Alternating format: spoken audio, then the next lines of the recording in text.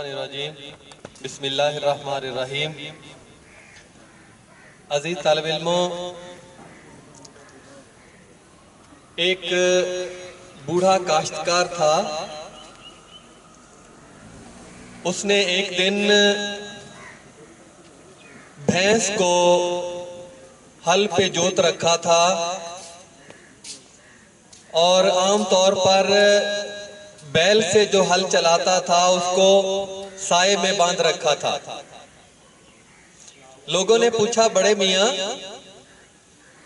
یہ آج کیا کر رہے ہو؟ بھینس دودھ دیتی ہے اور اس بھینس کو تم نے ہل میں جوت رکھا ہے اور بیل کو سائے میں باندھ رکھا ہے جس سے تم ہل چلایا کرتے تھے۔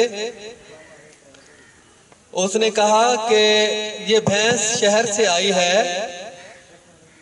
اور یہ مطالبہ کرتی ہے کہ مجھے بیل کے برابر حقوق دیے جائے۔ بھینس مطالبہ کرتی ہے کہ مجھے بیل کے برابر حقوق دیے جائیں، تو میں نے کہا چلو بیل جو کام کرتا ہے وہ کام بھینس سے لیتے ہیں۔ چنانچہ میں نے اس کو ہل پہ جوت دیا ہے اور یہ ہل چلا رہی ہے۔ عزیز طالب علموں، چند دنوں سے جو بحث چل رہی ہے،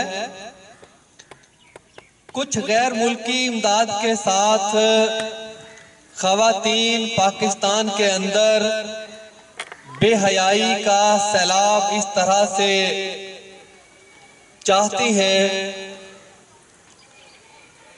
عجیب و غریب قسم کے نعرے جو پہلے کبھی نہیں سنے تھے اپنے ملک عزیز میں، وطن پاکستان میں جو لا الہ الا اللہ کی بنیاد پہ بنایا گیا۔ الحمدللہ ہم مسلمان ہیں اور ہمارے اوپر کچھ قوانین ہیں جو اللہ اور اس کے رسول نے نافذ کیے ہیں، جن کی پاسداری ہم کرتے ہیں تو ہمارا خاندانی نظام بچتا ہے۔ ماں اور بہنوں کی جو عزت ہے وہ محفوظ رہتی ہے۔ اگر اس نظام کو ختم کر دیا جائے تو ہمارا معاشرہ ٹوٹ پھوٹ کا شکار ہو جائے گا۔ ہمارے اندر جو عزت اور غیرت نام کی چیزیں ہیں وہ ختم ہو جائیں گی۔ علامہ اقبال رحمت اللہ علیہ نے بھی فرمایا کہ خاص ہے ترکیب میں قوم رسول ہاشمی، جو مسلمان قوم ہے اس کی خاص ترکیب ہے، دوسری قوموں پر ہم قیاس نہیں کر سکتے، جو دوسری قومیں کرتی ہیں وہی ہم کریں گے۔ خواتین نے جلوس نکالا اور اس پہ نعرہ درج تھا، میرا جسم میری مرضی۔ کتنا شرمناک نعرہ تھا۔ کوئی بھی مرد یہ نہیں چاہے گا کہ اس کی ماں، اس کی بہن، اس کی بیٹی بازار میں نکل کر اپنے ہاتھوں میں یہ پلے کارڈ اٹھائے جس کے اوپر یہ نعرہ لکھا ہوا ہو، میرا جسم میری مرضی۔ انسان کا ایک سانس پہ اس کی مرضی نہیں ہے۔ مجھے نہیں پتا میں یہاں کھڑے ہو کے جو گفتگو کر رہا ہوں میں اگلا سانس لینا نصیب ہوگا کہ نہیں ہوگا، اگلا قدم میں اٹھا کے وہاں تک رکھ سکوں گا کہ نہیں۔ انسان کو اپنی زندگی اور موت کا کوئی پتہ نہیں ہے کہ کہاں تک اس کی زندگی اور کب اس کو موت آ جانی ہے۔ یہ کہنا کہ میرا جسم اور میری مرضی، اس کا مطلب بالکل واضح ہے کہ مجھے بے حیائی پھیلانے کی، بے حیائی کے کام کرنے کی کھلی اجازت ہونی چاہیے۔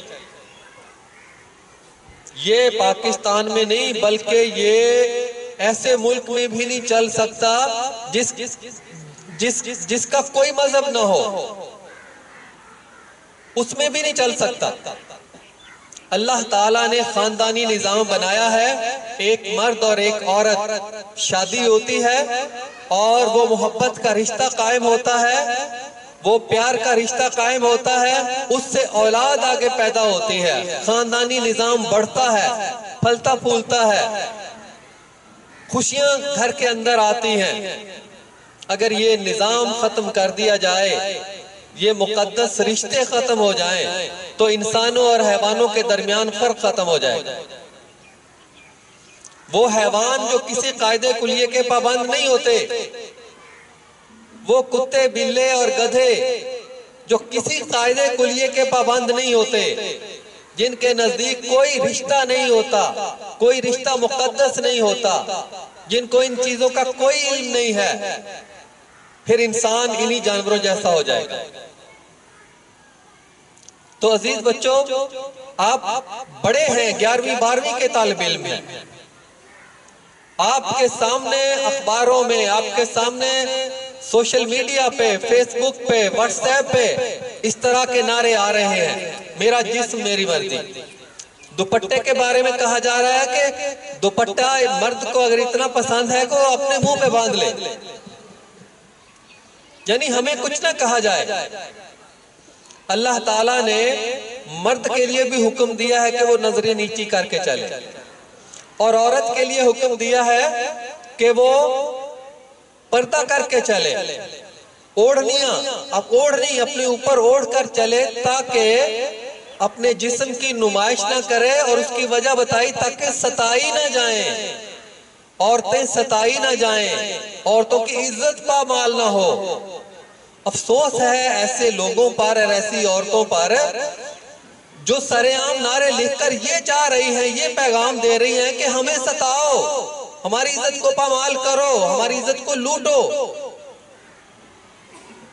مجھے تو اس طرح کے جو نعرے ہیں ان سے بو آتی ہے کہ وہ مطالبہ یہ کر رہی ہیں کہ ہم بازار میں نکل رہی ہیں، آؤ ہماری عزت کو خراب کرو، تار تار کرو۔ ایسے اس طرح کی جسارت بھی اب وطن عزیز میں ہونے لگے۔ عزیز بچوں، ہمیں ان کو سمجھانا ہے، ہمیں دلیل کے ساتھ ان کو سمجھانا ہے کہ وہ محبت کا جو رشتہ ہے وہ ساتھ کہتی ہے عورت کی مرضی، جتنے مرضی جب بچہ پیدا کرے، نہیں مرضی نہ کرے، ٹھیک ہے۔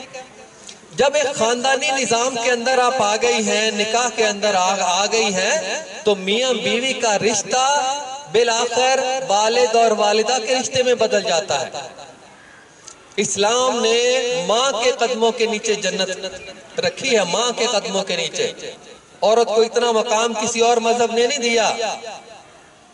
کیا حقوق مانگ رہی ہو؟ تمہیں تو اسلام نے اتنے حقوق دیے ہیں جو دنیا کے کسی مذہب نے نہیں دیے، کسی معاشرے نے نہیں دیے۔ ماں کا رتبہ باپ سے زیادہ رکھا گیا ہے۔ اور اسی طرح یہ ہم تو کہتے ہیں کہ اس دور کے اندر جو پرانا دور گزرا ہے، ہمارے بچپن کا دور جو گزرا ہے، جس میں پورے گاؤں کی کسی لڑکی کو پورے گاؤں کی بیٹی سمجھا جاتا تھا، یہ پورے گاؤں کی بیٹی ہے، اور اس کی عزت کو ہر شخص اپنی عزت سمجھتا تھا۔ یہ ہے عزت، یہ ہے عزت جو اسلام نے عورت کو دی ہے۔ اور بدقسمتی ہے کہ اتنا مقدس رشتہ جو اسلام نے قائم کیا ہے، اور جو عورت کے ساتھ اسلام نے سلوک روا رکھنے کا حکم دیا ہے، عورت اس سے نکل کر باہر اپنے آپ کو شمع محفل بنا کر اپنی بے عزتی خود کروانا چاہ رہی ہے، اور ایسی عورتوں کو سمجھانا ضروری ہے۔ اس طرح کی عورتوں کو جو غیر ملکی پتہ چلا ہے کہ یہ غیر ملکی فنڈ سے ایسا کر رہی ہے، ان کو باہر سے پیسہ ملتا ہے۔ یہ ہمارے ایک دوست بتا رہے تھے کہ ان کو پیسہ ملتا ہے، کچھ عورتیں ایسی رکھی ہیں انہوں نے، لڑکیاں جن کو ایک مخصوص لباس دیا ہے انہوں نے، صرف ان کا کام ہے کہ وہ لباس پہن کے بازار میں پھرنا ہے۔ جو ان کے مختلف پروگرامات ہوتے ہیں انہوں نے صرف وہ لباس پہننا ہے، اور اسلام آباد، لاہور اور بڑے بڑے شہروں کے اندر صرف چلنا پھرنا ہے، اسی بات پہ ان کو پیسے ملتے ہیں۔ جی میں اپنے وزیر اعظم صاحب سے گزارش کرنا چاہتا ہوں اور اپنی خفیہ ایجنسیوں سے گزارش کرنا چاہتا ہوں کہ لعنت بھیجو غیر ملکی فنڈنگ پر، وہ کسی بھی شعبے میں ہو۔ جب آپ بھیک مانگتے ہیں، جب باہر سے پیسے آتے ہیں تو آپ کی عزت اسی وقت ختم ہو جاتی ہے۔ اس قوم کو اپنے پاؤں پر کھڑا ہونے کے لیے کوشش کرو، اس کے ہر شعبہ زندگی میں اس کے اپنی تہذیب و ثقافت کے مطابق اس کا نظام وضع کرو، مت دوسروں کی بھیک کی طرف دیکھو۔ جب بھیک لوگے تو اسی طرح کے جو نعرے ہیں لگانے والی خواتین اور ان کی حمایت کرنے والے مرد آئیں گے تمہارے ملک میں، وہ تمہارے تہذیب کی جڑیں کھوکھلی اسی طرح سے کریں گے۔